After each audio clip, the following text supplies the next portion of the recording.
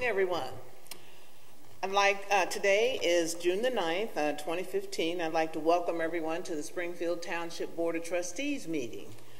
Let's start with the roll call, please. Yes, Mr. Burnham? Present. Mr. Onwell? Present. Ms. McFarland? Present. All trustees are present. And I'd like Mike to lead us in the Pledge of Allegiance.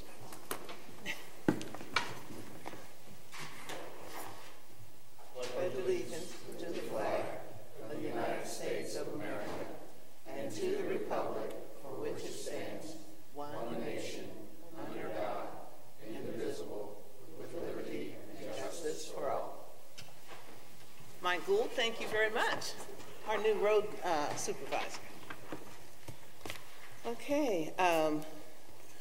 Tonight we're going to begin a series of 2 meetings, and those meetings consist, and this is our first one, it's a public hearing that we're going to initially start with first, and it's regarding the solid waste contractual proposal. And many of you know that we have had this on our agenda. It's been a point of discussion for quite a few months. So there's been a lot of research done, a lot of work has been done to evaluate the waste proposal, and now we're ready to present it to our community.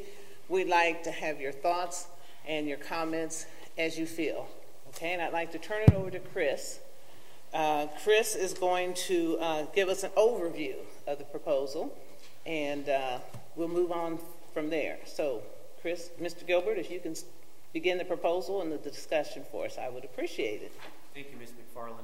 As the board remembers, and maybe somebody in the public or watching on television remembers, we had a meeting several months ago in regards to the board's decision to even enter into this process and issue a joint RFP to waste haulers with the communities of Colerain Township and Ross Township to determine whether we should go down this path in the first place to see if contracting with a single waste hauler on behalf of township residents was something that we would want to do. Ultimately, I think at the end of that first public hearing, it was determined that it seemed like there was support to at least pursue the process and determine whether it would be viable to do so. And we issued the RFP in conjunction with Hamilton County Solid Waste, Ross Township, and Colerain Township, and the bids were received on May 15th.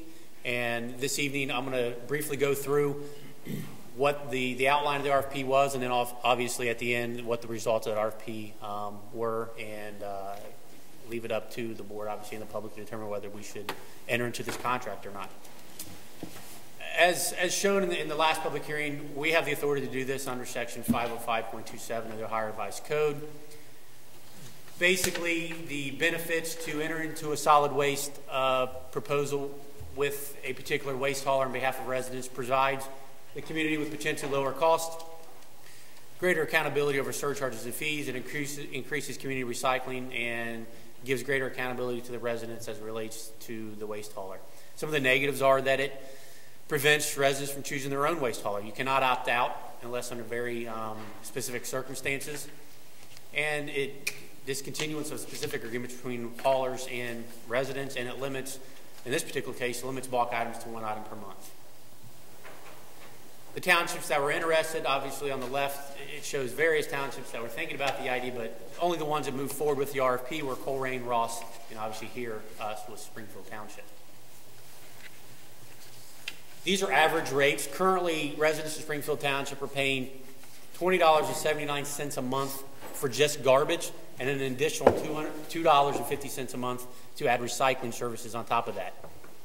Again, these are just average rates, and that excludes surcharges and other fees that the particular waste hauler may be charging. Again, this RFP included garbage, recycling, yard waste, and bulk items. The options in the bidding specifications that we had issued give several different options. One is an unlimited option, which provides a recycling container to every household. That's a 65-gallon recycling container. So every option in this particular RFP allowed for or will provide a 65-gallon recycling container to every household. Additionally, the unlimited base bid price is just that, unlimited garbage service plus recycling. So that includes unlimited garbage. You can put out as much garbage as you want.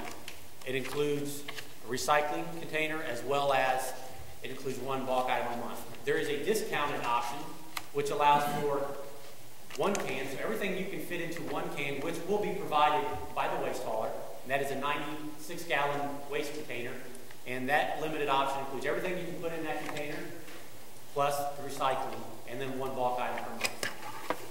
It does provide backyard service for disabled under ADA eligibility, and it also provides, and that's free of charge. If someone wanted it and they weren't ADA eligible, then it would be an additional cost. Again, bulk item is limited to once a month. The hours are restricted from 6 a.m. to 6 p.m. for collection.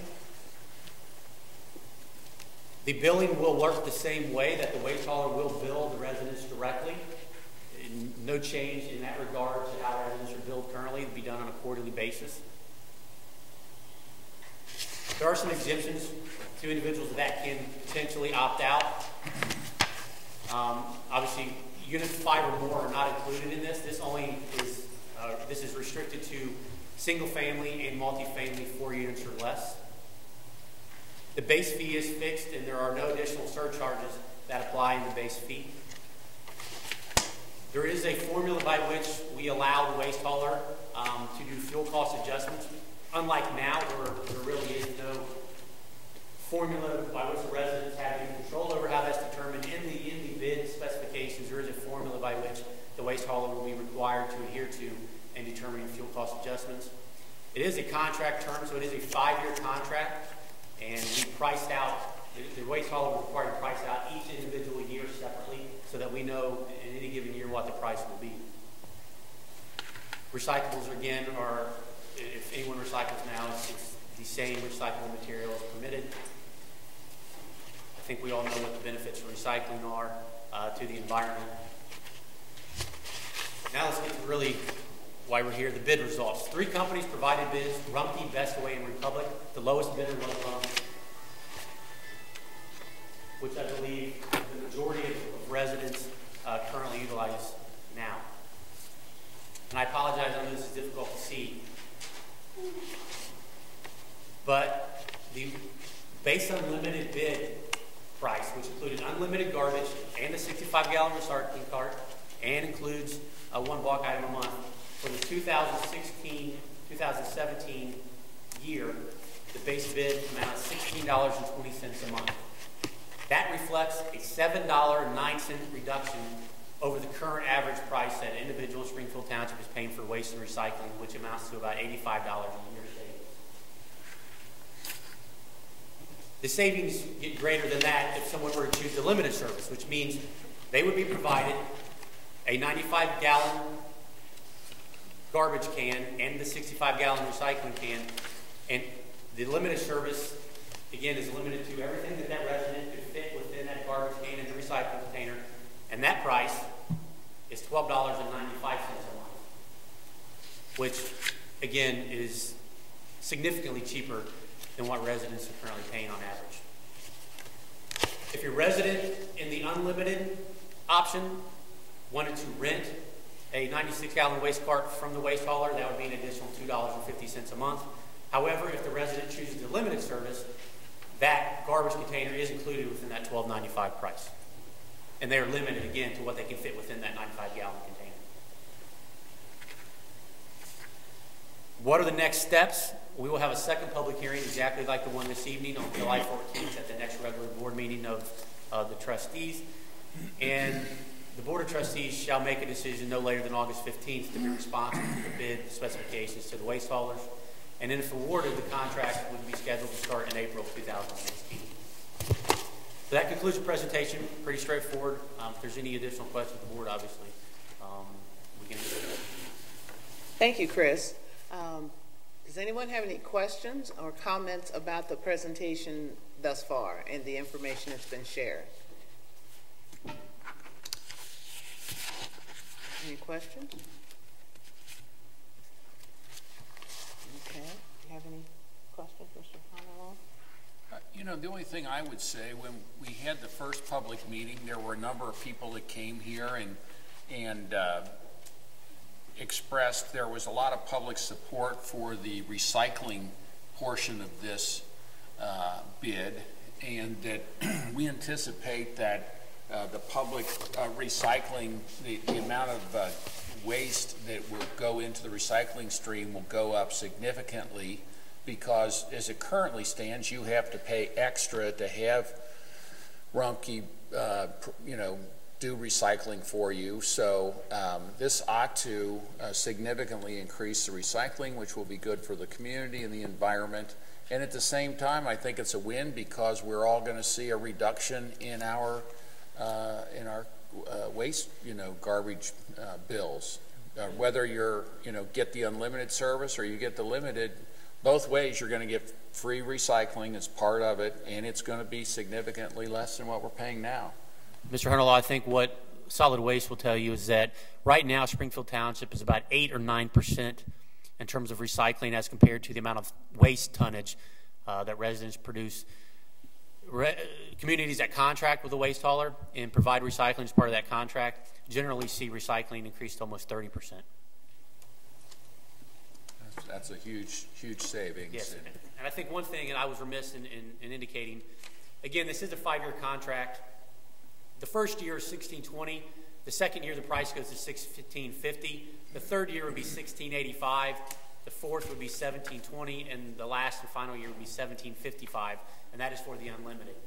And in the limited service, it goes from $12.95 in the first year to $14 in the last year. Again, still a savings even in the final year of the contract. Still less than we're paying now. Significantly less. The other thing, I think the biggest difference is right now you get a little red bin, and now you're going to have a big can to fill with recycling, and a lot of people, once their little bins filled up, they end up throwing it in the garbage, and people that don't recycle just throw everything in the garbage. When you have a can there that you can put recycling in, obviously it's going to make people recycle significantly more. Yeah, from personal experience, I can tell you, the family of 4 with 2 small kids, we generate quite a bit of garbage a week, not to mention yard waste.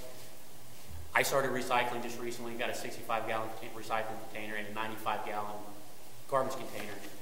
I could get away with the limited service, 1 can for garbage and recycling. I could get away with that being a family of 4. So, because so much more of what was waste is now going to recycling. Almost 60% of the garbage that I used to throw away is actually recyclable, that now I recycle instead of throwing away. The other thing I think, and some citizens had concerns as well, is what about if they want to put things here in our recycle bin here, that will still be there. We will minimize the number of containers. Is that not correct? I think obviously that would be a board decision, but I would anticipate that we would eliminate some of those as they would be not as necessary as they are now. I would say we go down to 1, maybe 2 at the most. Okay. Initially when this proposal, when we started the discussions, I wasn't real sure where I wanted to be. I was wanting to make sure that whatever the outcome was, that it was going to save our citizens money and not just $3 or $4. And I'm happy to see that it's reflecting about a $7.09 reduction. And the other thing that I think is very important as well is that there are no additional surcharges. Right. And that's a benefit for the residents as well. And for some individuals where there's only perhaps 1 or 2 individuals in the house, it's going to be a cost savings for them as well, because there's just 1 bin, big gallon bin, and then a recycle container as well. So those are all pluses and benefits for the citizens as far as I'm concerned. Right. The default program will be the unlimited. If anyone wants a limited, they would have to select that as their service. Okay. All right. Thank you. Thanks, Chris. Now we're going to come out of our public hearing and move on to the rest of our agenda, approval of minutes. We had a regular meeting on April the 14th, 2015. Need a motion to approve those minutes. So moved. Seconded. All those in favor? Aye. Aye. Minutes Aye. approved. Next, Mr. Burning, Fiscal Officer, can we have your financial report, please? Yes, you may. I apologize. I'm here. For the month ending 5/31/2015, the township expenditures were $1,615,330.16, and receipts were $298,720.24. The ending cash balance is $17,913,495.86. Man, that's a mouthful. Including obligations for expenditures, payrolls, regular operating costs, ongoing capital improvement projects, and investment. What I need is a motion to approve the receipts, warrants, payroll expenditures updated and current revenue reports for the period ending 5/31/2015. Do I have a motion? So moved. Second. All those in favor? Aye. Motion carries. And just for everyone in the audience and listening, that the financial reports are available for viewing at the offices here at the Administration Building weekdays during regular business hours. That's all I have. Thank you, Mr. Burney. Next, we have our departmental action and discussion items report. Mr. Henningcamp. Thank you, Ms. McFarland. I have several action items. This is the time of year that annually the county engineer will inform us that the 20% distribution fund program applications are being accepted. This is a program that is made available by the county engineer where they take a portion of the revenues that they receive from, I think it's generated from license plate, taxes paid, and generation that goes to the county engineer, and then they make what they call 20% of their total available and distribute it throughout the townships in the county based on sort of that per capita of which each township does. And then the township makes applications for what they would utilize this money for. The total amount available to the township is $23,218. Traditionally, what we have used this funds for over the years is for what we call our asphalt rejuvenation program. And what this is this is the oil. If we've recently repaved a series of streets, within 2 or 3 years, you go back and you put what sometimes is known as reclamite or an asphalt rejuvenation program back into that fairly new street, and it prolongs the life of that street. So that would be my recommendation again this year, with the additional caveat that we also apply for some flexibility to potentially use this money for some community development block grant match money as well. We have a project where we were awarded about $100,000. In fact, it's one of the items right here on the agenda for Blue Hill. The project came in roughly right at that amount, so there's a possibility we won't need to use some more of that money to finish this project. But if we do get into the contingency, it could be that we do. So I would just look for a motion that we move forward with our application to be used to apply the asphalt rejuvenation and or to provide the additional funding for community development block grant funding, or actually match funding. So moved. Seconded. All those in favor? Aye.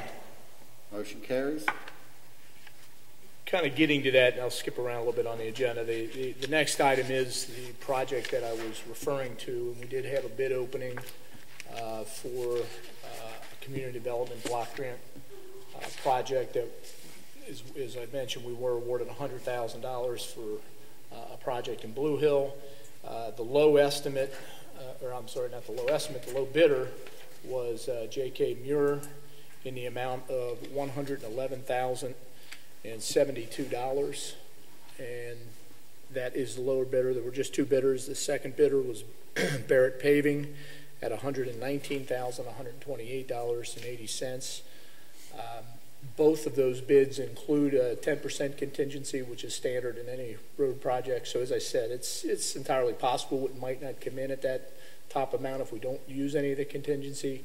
But if we do, then we'd be able to use the 20%, some of the 20% funding to make up the difference. So in this particular case, it would be my recommendation that we award the bid for the Blue Hill Shadow Ridge Thin Overlay Project to J.K. Muir, contingent on final review by our service director, law director, and myself. So moved. Seconded. All those in favor? Aye. Aye. Motion carries. The next item I have is something that Mike Gould and I talked about just yesterday, and I know, I think it was a couple of years ago where the board, we had a meeting with residents in the Finneytown area about Brentwood Park.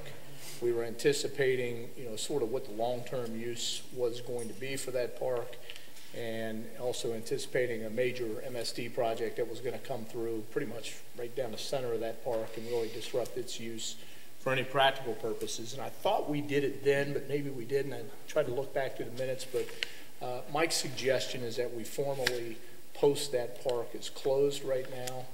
That construction is in full swing right now, and there's really not much use in the park. There's no active fields there anyway. It's pretty much a passive park. But I think given the type of construction that's going on with that MSD project, probably behooves us to post it officially as park closed, and maybe try to indicate such at the 3 openings to the park. I know there's one that you mentioned, actually, MSD.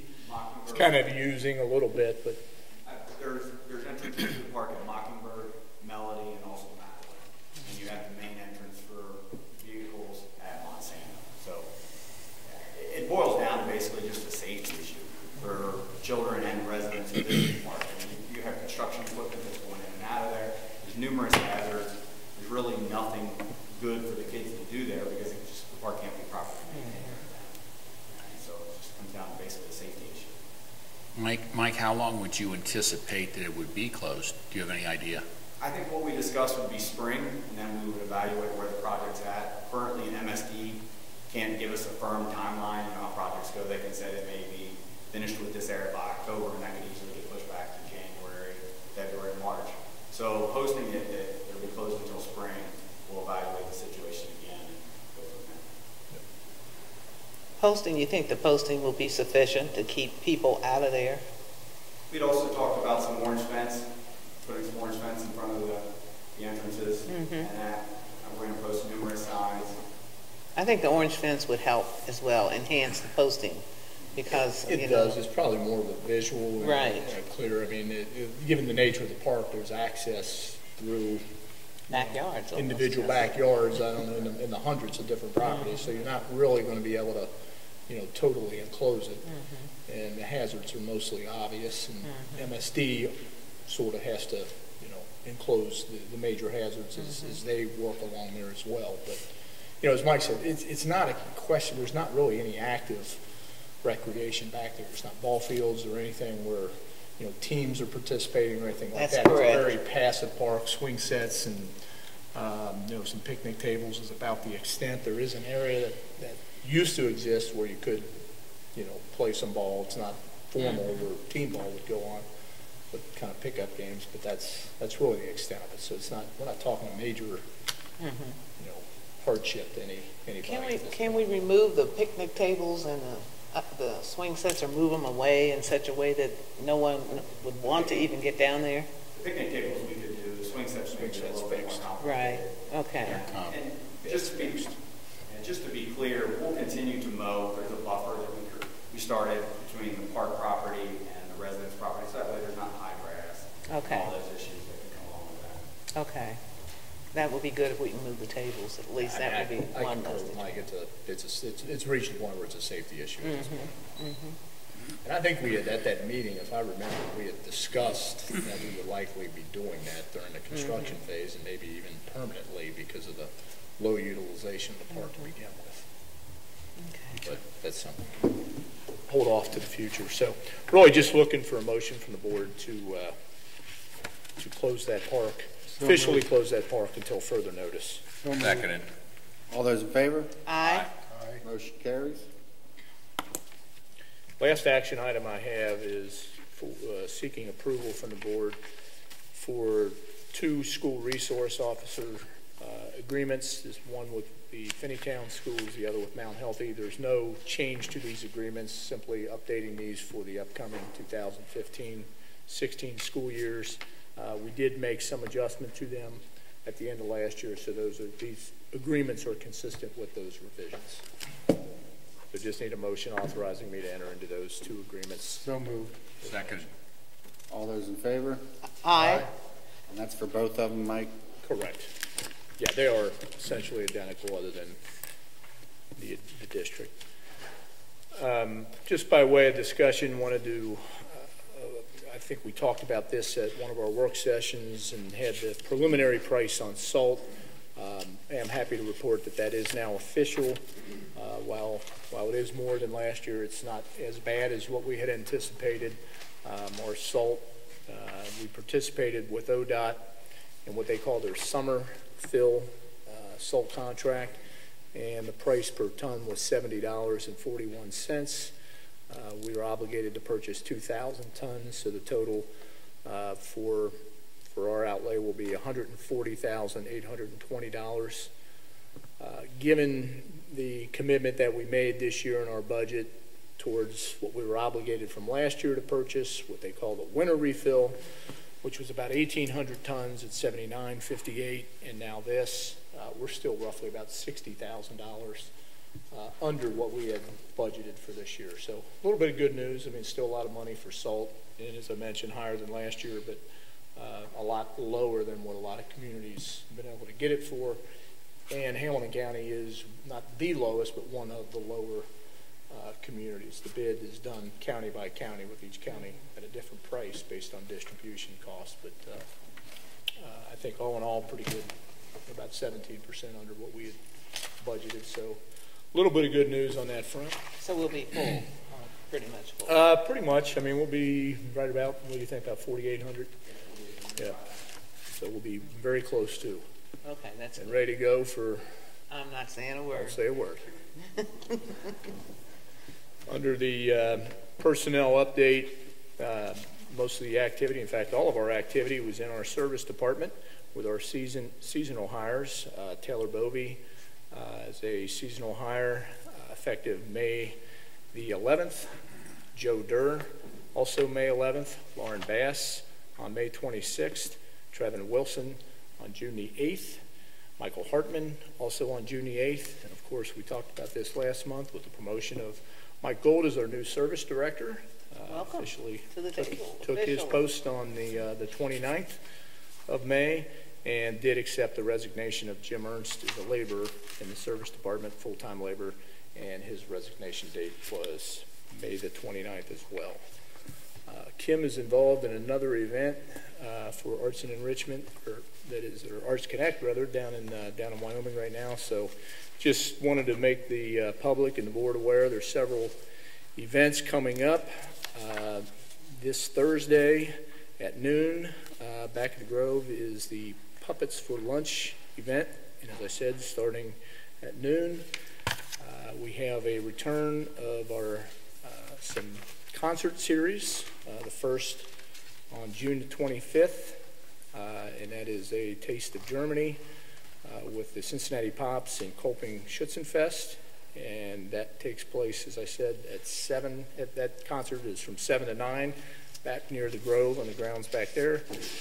Another on July the 9th, an R&B concert, the group The Frontline, and then the final on July the 30th, where there's actually 3 different bands, local bands competing, and again, that one is also 7 to 9. The very popular Touch a Truck event is coming up in July on the 17th of July. That's a Friday, and that event takes place from 11 a.m. to 1 p.m. I know I didn't do that with the usual pizzazz that Kim does, but But you didn't do bad. Didn't do bad. No, you didn't do bad. And that's all I have, unless the board has, I know you have copies of all the departmental activity reports. Unless there's any questions, that's all I have.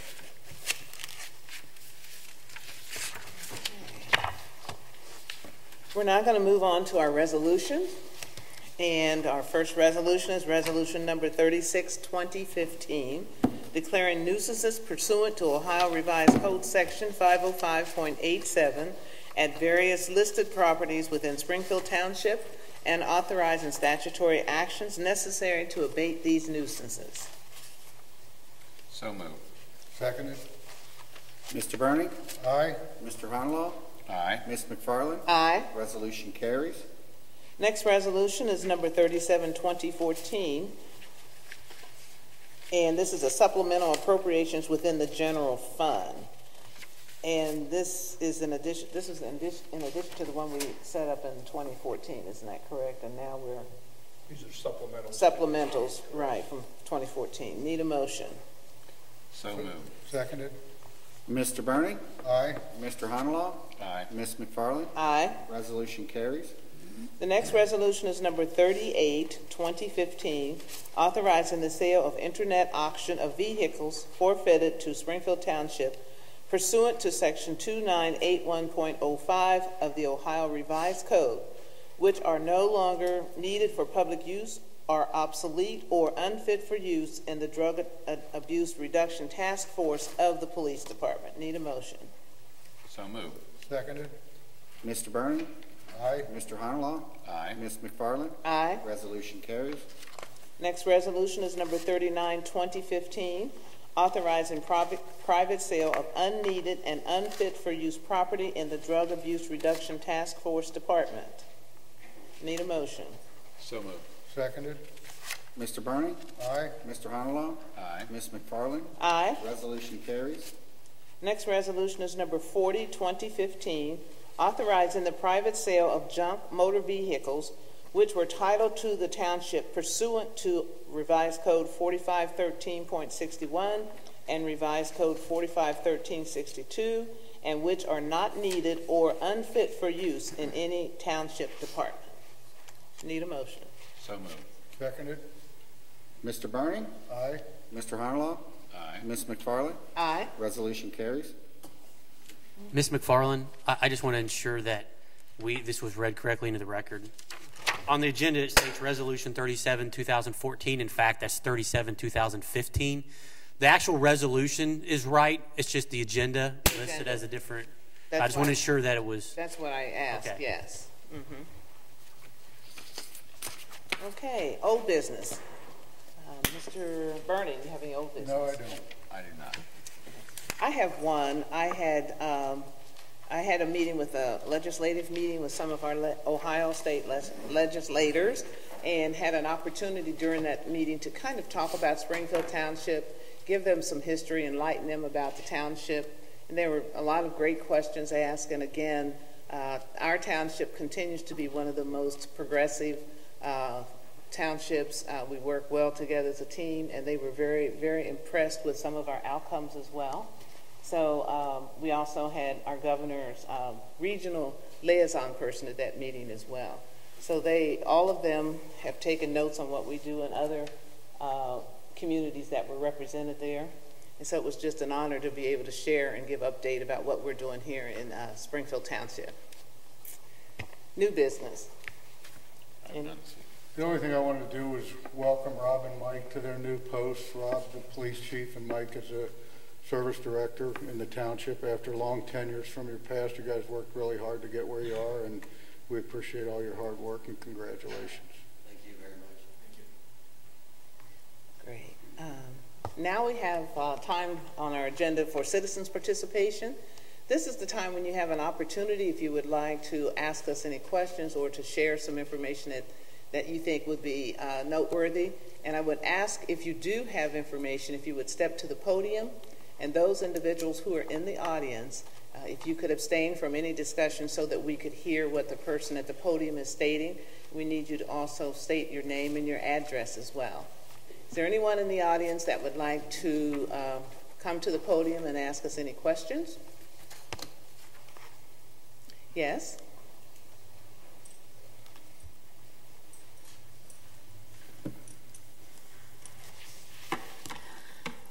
Vlasta Molak, 8987 Cotillion Drive, 45231.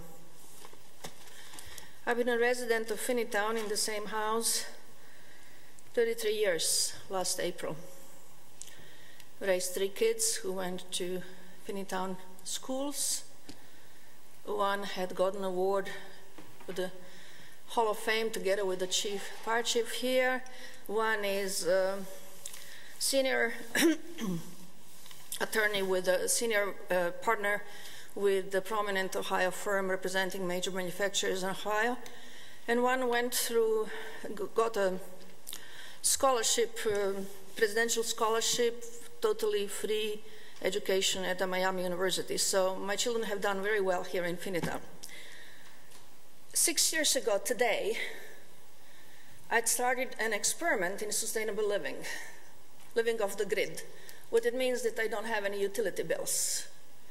What it means that I collect my rainwater, I use solar lamps, and in winter I use wood for heating. I have no use for your garbage services because I recycle everything and compost the rest.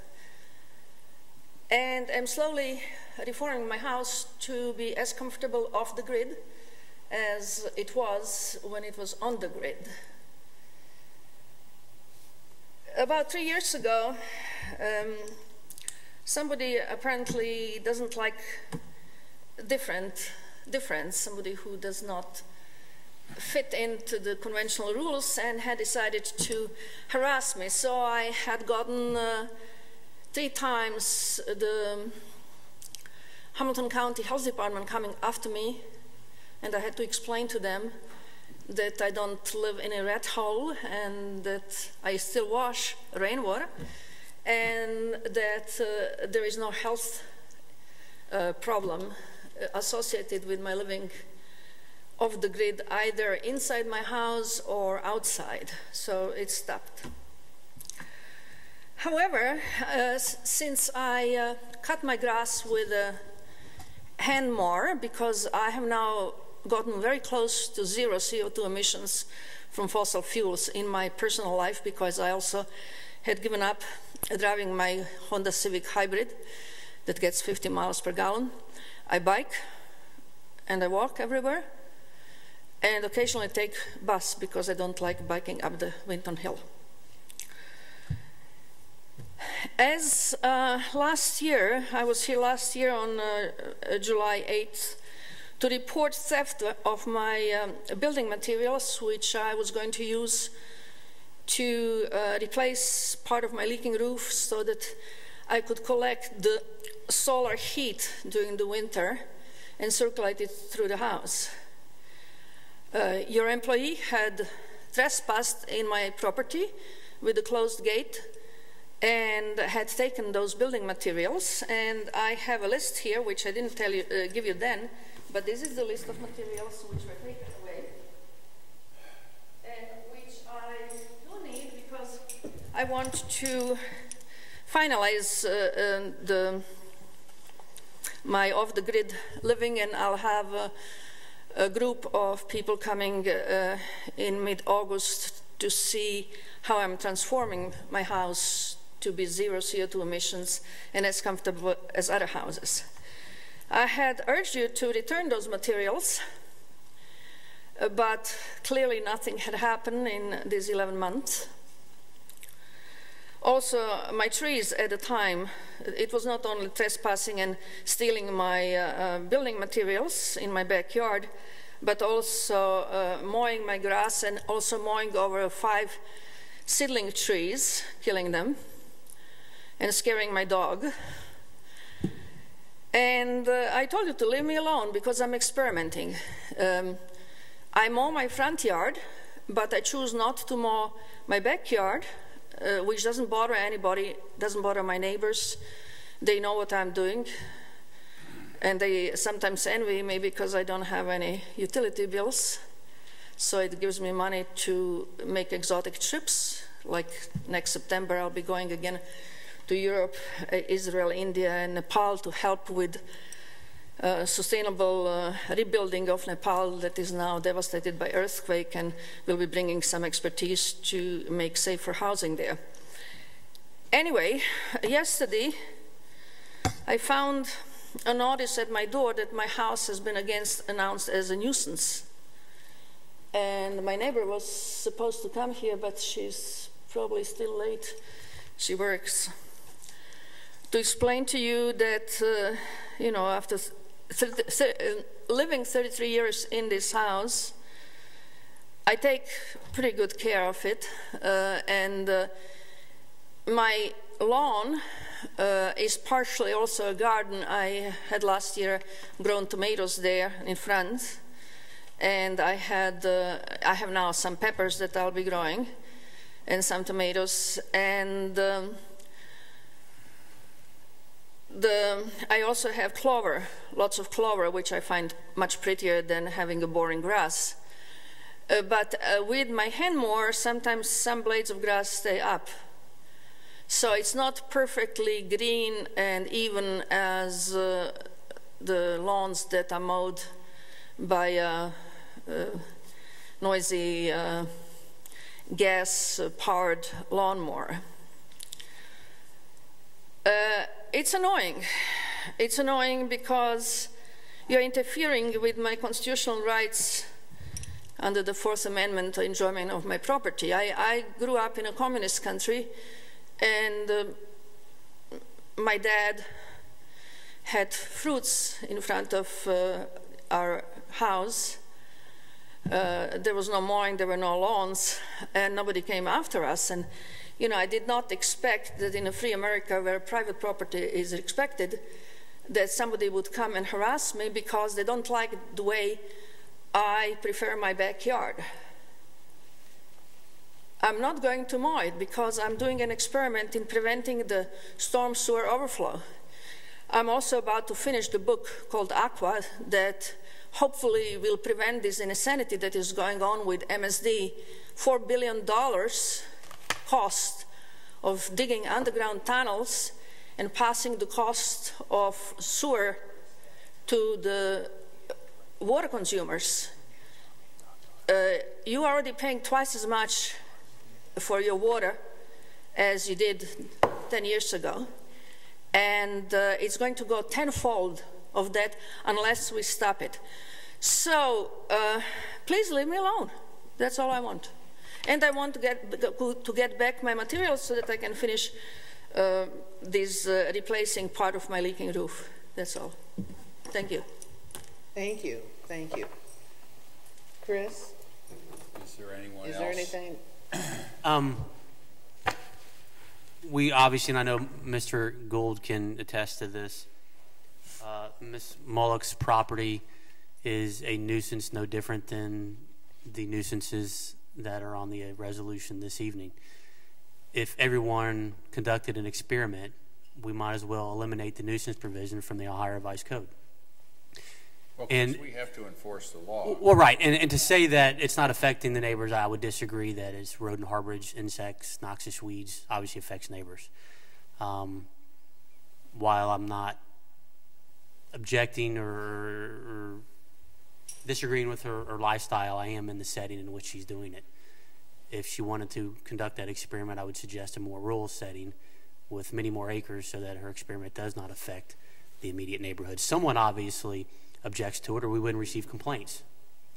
Additionally, her building materials from last year were removed because they were considered junk and debris under the nuisance provisions. While she may disagree with that, and we have documentation to show that they were sitting on the property for many years on end. It wasn't just several months. It was probably in excess of 2 years that property has been sitting on her property for this proposed project. So while I'm not here to object to her particular lifestyle, I am here to say that what she's doing is in direct violation of the nuisance provision in the Ohio Revised Code, and therefore we're enforcing on her property no differently than we are on the properties that we do every month under the nuisance provisions. So.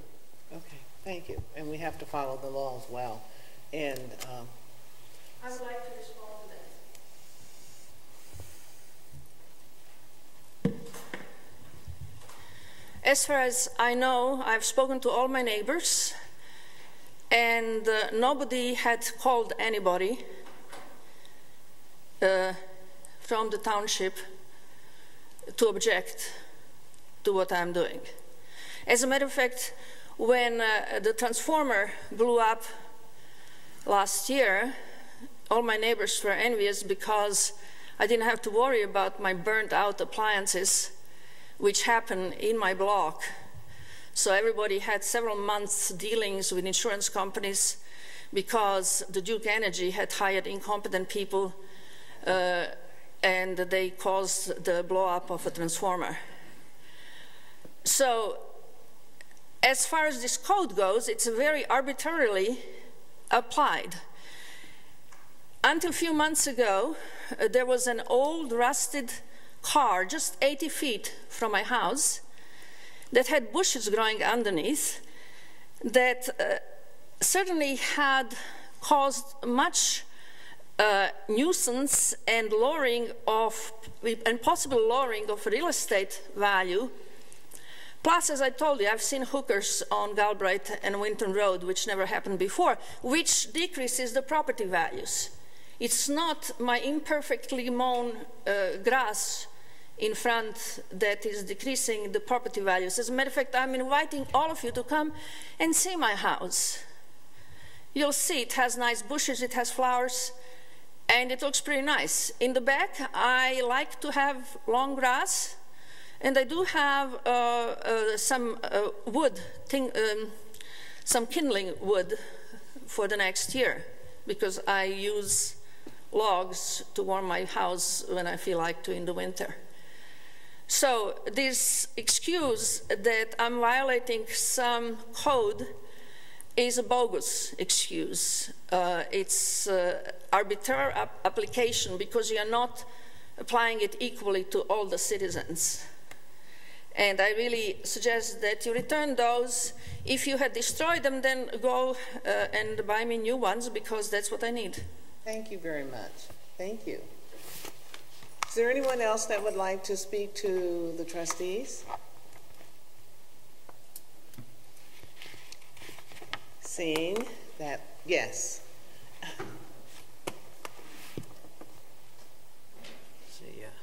Jim Faber, 865 Finney Trail, Cincinnati, Ohio, 45224.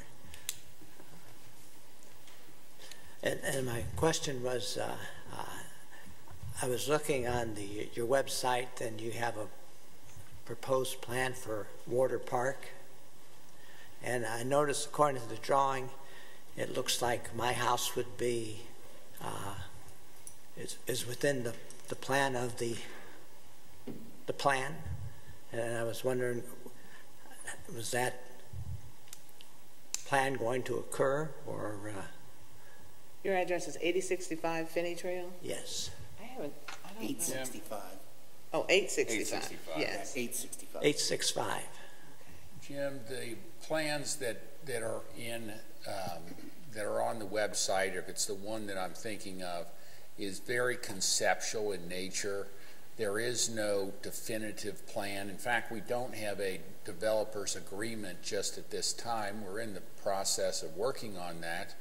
I think it's a valuable asset for the community, and I think it can be a catalyst for a lot of great change. But there is no specific. There's really no specific use, no specific, criteria by which it's going to be developed at this point. We're working on that, but it's very conceptual in nature, and we've had over the years numbers of different designers, developers, architects say these are things that could possibly be, but what it will be, we don't know. Oh, okay. So there's no eminent domain sort of thing. No. On the works. Okay. That's all. I was just kind of surprised when I saw. I know what you're talking about. And there was one it was like designer. a series of. There was like 6 pretty good-sized buildings shown and 2 of them extended out. Go up towards Galbraith Road and. Well, it comes up right across St. Vivian's Church. That's right. Yeah. Right. So. Mr. Faber, what you can also Very conceptual. do is, if you have any additional questions about that, you can meet with Mike and go over those conceptual plans, and he'd be more than happy to sit down with you and just walk you through those and answer any other additional questions that you have too. Oh, okay. Well, that's my question. Was eminent domain? No. Likely very soon. No. Okay. No, it is not. Thank you. Is there anyone else? Hi, Ann. How are you? I'm fine. Anna Fields, 1962 Fallbrook Lane. I'm requesting that you reschedule the meeting that was postponed with our civic association. We are going to be doing that. We've been in touch with your president. He told us September or October, but he didn't tell us a definite. We haven't finalized any definite dates until we speak with you, with the club, with Mr. Puccini. Okay, then. Well, hopefully we'll get it done soon. Thank you. Is there anyone else? Seeing that there's no one else that wants to participate in the meeting and speak with us, I'd like to entertain a motion to adjourn. And before we adjourn, I'd just like to thank everyone for coming to our meeting this evening and spending a few hours with us, as well as becoming more and better informed about the waste information and also any other issues that are happening and occurring in our community. So thank you for spending a few hours with us this evening. Need a motion to adjourn? So moved. Seconded. All those in favor? Aye. Meeting's adjourned.